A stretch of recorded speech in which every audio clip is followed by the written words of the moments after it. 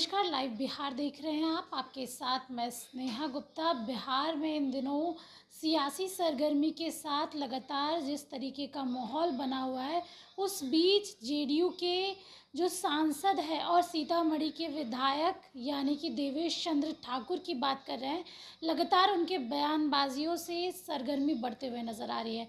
दरअसल आपको बता दें कि देवेश चंद्र ठाकुर ने ये कहा था कि मैं मुसलमानों और यादवों का व्यक्तिगत काम नहीं करूंगा, जिस पर काफ़ी बवाल हुआ था और ये बवाल थमने का नाम नहीं ले रहा है। कल जिस तरीके से देवेश चंद्र ठाकुर ने शपथ ली, अब उस पर आरजेडी जो है चुटकी लेते हुए नज़र आ रही है। पहले हम चाहेंगे कि आरजेडी की उस पोस्ट पर आप नज़र डालिए और क्या कुछ लिखा है राष्ट्रीय जनता दल के द्वारा, आप उस पर नज़र डालिए। तो देखिए वहाँ पे लिखा हुआ है, ऐसा होना चाहिए था।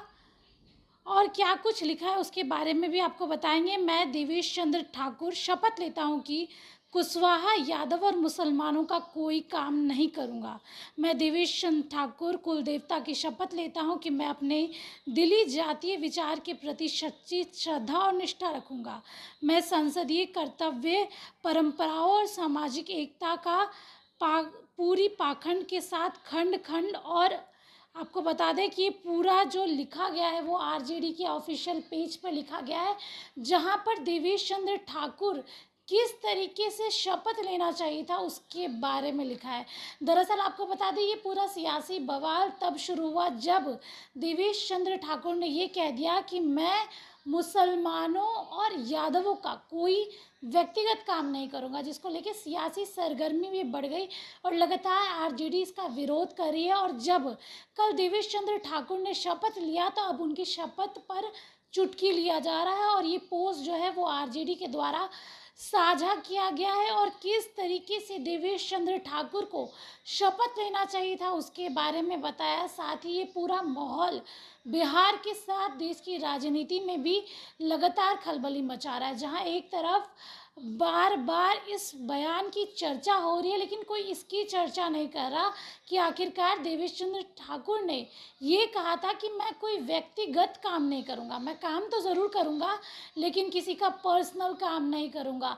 और पर्सनल को हटा के जिस तरीके से बिहार की सियासत में आरजेडी बार बार ये कहते हुए नज़र आ रही है कि देवेश चंद्र ठाकुर का जो सोच है वो काफ़ी अलग है और यादव विरोधी और मुसलमान विरोधी है, इसको लेके लगातार सियासी बवाल बचा हुआ है। इसी को लेके राजद के द्वारा ये पोस्ट साझा किया गया है, जिसमें देवेश चंद्र ठाकुर को किस तरीके से शपथ लेना था वो बताया गया है और लगातार इस पर ही सियासी बवाल मचा हुआ है। अब देखना होगा जब देवेश चंद्र ठाकुर ने शपथ ले लिया है और आरजेडी के द्वारा ये पोस्ट साझा किया गया है कि किस तरीके से देवेश चंद्र ठाकुर को अपना शपथ ग्रहण करना चाहिए था, आगे क्या कुछ होता है और सबकी नज़र इस पर ही बनी रहेगी कि इसके बाद सियासी घमासान में क्या कुछ होगा। आप बने रहिए हमारे साथ, तब तक के लिए बहुत बहुत शुक्रिया।